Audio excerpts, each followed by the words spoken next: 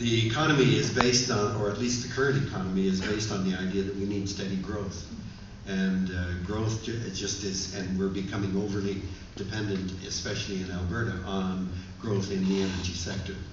So I think there are 2 points.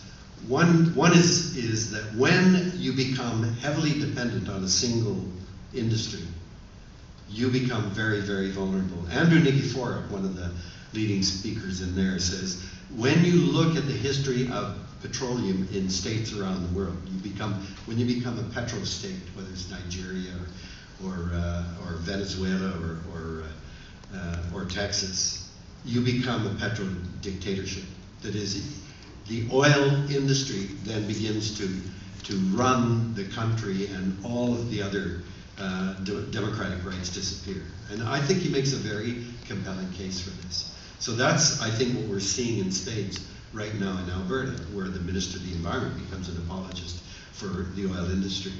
The other thing, though, is that as long as economics is a higher priority than the very air that we depend on, the water we live on, or biodiversity, the other creatures, we're going to be hooped. What we always do is we ask nature to pay the price, to be shoehorned into our priorities.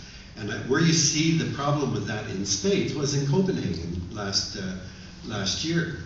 In Copenhagen, you had 192 countries looking at the world through their own 192 national boundaries. Air doesn't give a shit about national boundaries. Air just goes all over the world.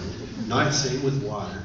But we're looking at it through our national borders and then our economic priorities. And we're trying to make nature fit our national economic agendas, and it's not going to work.